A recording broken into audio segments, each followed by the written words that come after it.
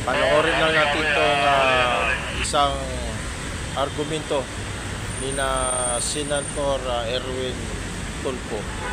May mali.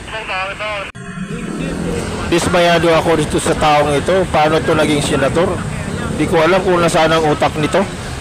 Pabihira ka, Senator Erwin. Ang ibig ko bang sabihin, Senator Erwin, dun sa batas na sinasabi mo, baliwala na yun. Dahil ang batas mas mataas pa ang mamamayan. Ganun ba na ibig kong sabihin? Klase ka. Hindi po batas ang pinag-uusapan. Wala ho tayong pakialam sa batas.